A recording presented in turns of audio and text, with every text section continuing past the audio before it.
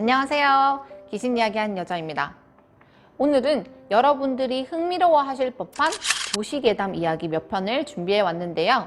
얼마 전에 MBC에서 심야 괴담회? 라고 하는 프로그램 혹시 보셨을지도 모르겠어요. 저는 진짜 재밌게 봤는데요. 제가 카톡 귀신 오픈 채팅방을 이제 운영을 하면서 이런저런 괴담 이야기가 진짜 잔뜩 쌓여 있거든요. 그래서 저도 그 프로그램을 보면서 여러분들께 계기스럽고 또 흥미로운 이야기들을 전해드리고 싶어서 이렇게 영상으로 돌아왔습니다. 미리 말씀을 드리자면 이 이야기들은 도시괴담이기 때문에 실제인지는 증명이 전혀 되지 않은 이야기라는 거 미리 알려드리겠습니다. 첫 번째 이야기입니다. 어느 나라인지 정확하게 밝혀지진 않았지만 19세기 말에 있었던 이야기라고 합니다. 이곳에는 길거리에 지나다니는 행인들에게 그림을 그려주는 남자 화가가 살고 있었습니다. 이 남자 화가는 그림을 그렇게 썩 잘 그리지도 그렇다고 너무 못 그리지도 않아서 근근히 하루하루를 살아가고 있었습니다. 그날도 여느 때와 다름없는 그냥 평범한 날이었습니다. 이 남자 화가는 아침 일찍 본인이 원래 그림을 그리곤 하는 그 거리로 나갔죠. 그날따라 거리가 뭔가 웅성웅성 이상한 거예요. 가까이 가서 보니 많은 행인들이 어디 한 군데를 쳐다보면서 동그랗게 모여 있었습니다. 이렇게 군중을 이루고 있었던 거죠. 호기심이 생긴 이 남자 화가는 자기가 들고 있는 그림 도구들을 채 그곳에 놓지도 못한 채 사람들을 해치고 도대체 무슨 일이 벌어지는지 들어가게 되죠. 그리고 그 안쪽에 도착한 남자 화가는 깜짝 놀라고 말았습니다. 그곳에는 어떠한 처음 본 여자 화가가 그림을 그리고 있었던 것입니다. 어찌나 그림 실력이 좋은지 그녀가 몇 번 붓질을 할 때마다 주변 행인들에게는 감탄사가 터져 나옵니다. 와, 진짜 그림 잘 그린다. 어머, 저 그림 봐. 마치 영혼이 담겨 있는 것 같아. 사람들은 그녀에게 멈추지 않는 찬사를 보내고 있습니다.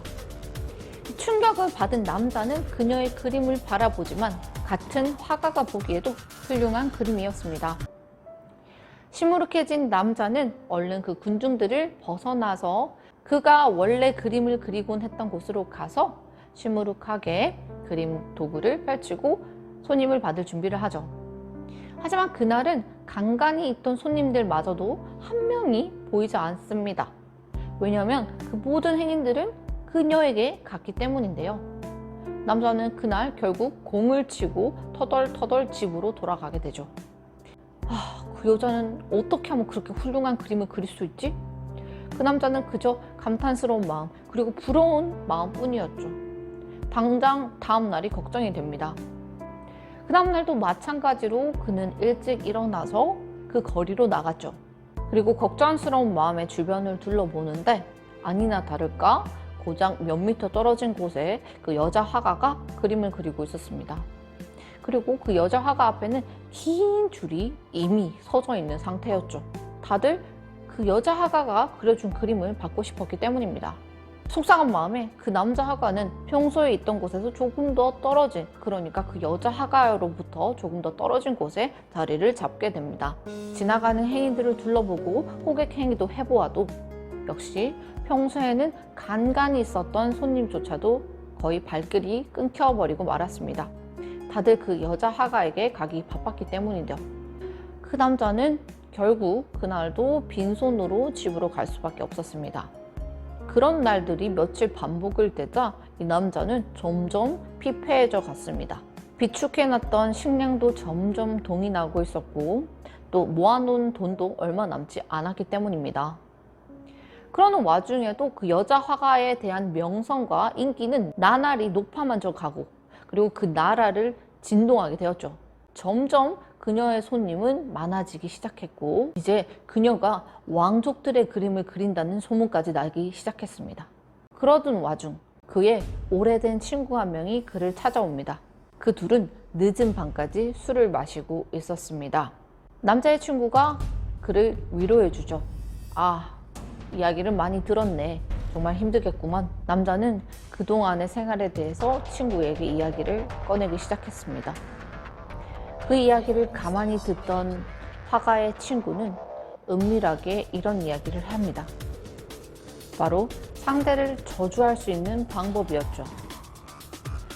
다행인지 불행인지 그 저주의 방식은 남자에겐 너무 쉬운 일이었습니다. 그것은 저주의 그림을 그리는 것이었습니다.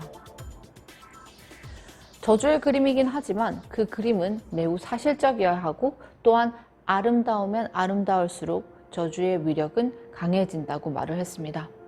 그러면서 친구가 덧붙이기를 이 그림 저주는 너가 원하는 방식대로 그 사람을 죽일 수도 있다고 그렇게 이야기를 하게 됩니다.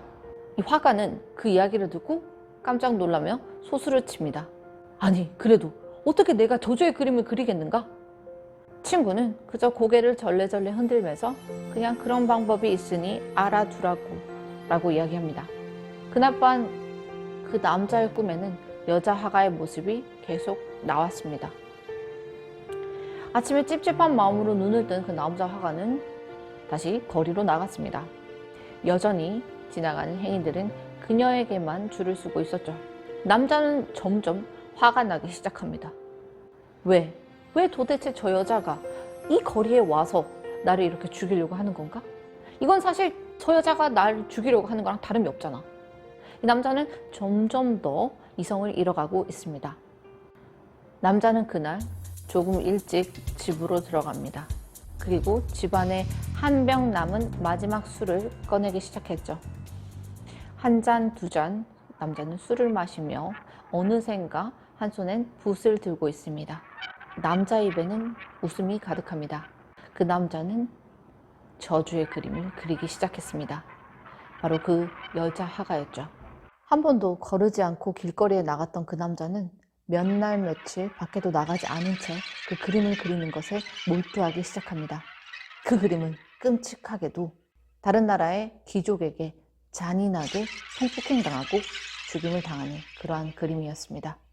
며칠 후 그 여자 화가가 죽었다는 소문이 들려오기 시작했습니다.